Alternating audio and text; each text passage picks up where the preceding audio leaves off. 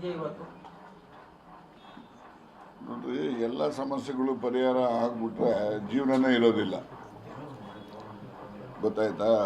ಸಮಸ್ಯೆಗಳು ಉದ್ಭವ ಆಗ್ತವೆ, ಆ ಪರಿಹಾರ ಕಂಡುಕೋಬೇಕು. ಆ ನಂತರ ಇನ್ನು ಹೊಸ ಸಮಸ್ಯೆಗಳು ಉದ್ಭವ ಆಗ್ತವೆ, ಅದಕ್ಕೊಂದು ಪರಿಹಾರ ಕಂಡುಕೋಬೇಕು. ಇದು ನಿರಂತರವಾಗಿ ನಡೆಯುವಂಥವು. ಸಮಸ್ಯೆ ಉದ್ಭವ, ಸಮಸ್ಯೆ ಪರಿಹಾರ.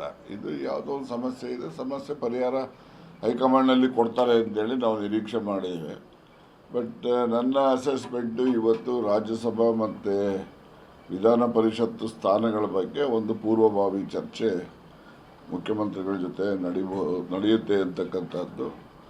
ಮತ್ತು ನನ್ನ ಒಂದು ನಿರೀಕ್ಷೆ ಏನಂದರೆ ಮುಖ್ಯಮಂತ್ರಿಗಳು ನಮ್ಮ ಕಾಂಗ್ರೆಸ್ ಪಕ್ಷದ ಹೈಕಮಾಂಡ್ ನಾಯಕರನ್ನು ಕೇಳ್ತಾರೆ, ರೀಶಫಲ್ ಪರ್ಮಿಷನ್ ಕೊಡಿ ಅಂತ.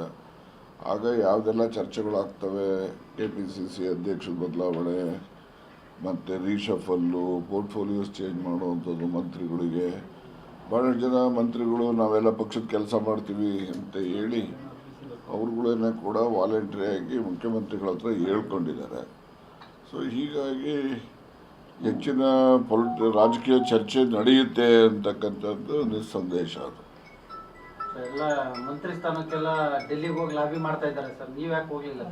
ನಾವೇನು ಮಂತ್ರಿ ಆಗಬೇಕಂತ ನನಗೇನಿದ್ದಿಲ್ಲಲ್ಲ. ಆಗಿದ್ದು ಆಯಿತು, ಬಿಟ್ಟಿದ್ದು ಆಯ್ತಲ್ಲ, ಇನ್ನು ತಿರ್ಗಿ ಏನಿದೆ. ಅದರಿಂದ ಮಂತ್ರಿ ಕೆಲಸ ನೋಡ್ರಿ, ಕೆಲಸ ಮಾಡೋರಿಗೆ ಮಂತ್ರಿ ಕೆಲಸನೇ ಇರಬೇಕು ಅಂತ ಏನಿಲ್ಲ. ನಾವು ಜನಪರವಾಗಿ ಬಡವ್ರ ಪರವಾಗಿ ಏನೆಲ್ಲ ಮಾಡಬಹುದಾಗಿದೆ ಅದನ್ನು ನಾನು ಪ್ರಾಮಾಣಿಕವಾಗಿ ಮೊದಲಿಂದನೂ ಮಾಡ್ತಾ ಬಂದಿದ್ದೀನಿ, ಇವತ್ತು ಮಾಡ್ತೀನಿ, ಮುಂದೆನೂ ಮಾಡ್ತೀನಿ. ಅದಕ್ಕೋಸ್ಕರ ಏನು ಮಂತ್ರಿ ಆಗಬೇಕು, MLA ಆಗಬೇಕು ಅಂತಕ್ಕಂಥದ್ದು ಏನಿಲ್ಲ. ನನಗೆ ಕೋಆಪ್ರೇಟಿವ್ ಮೂವ್ಮೆಂಟ್ ಇದೆ. ಮೂವ್ಮೆಂಟಲ್ಲಿ ಸಹಾಯ ಮಾಡಲಿಕ್ಕೆ, ಕೆಲಸ ಮಾಡಲಿಕ್ಕೆ ಬಹಳಷ್ಟು ಅವಕಾಶಗಳಿದ್ದಾವೆ. ಹೆಚ್ಚು ಆ ಕಡೆ ಕಾನ್ಸಂಟ್ರೇಟ್ ಮಾಡ್ತೀನಿ.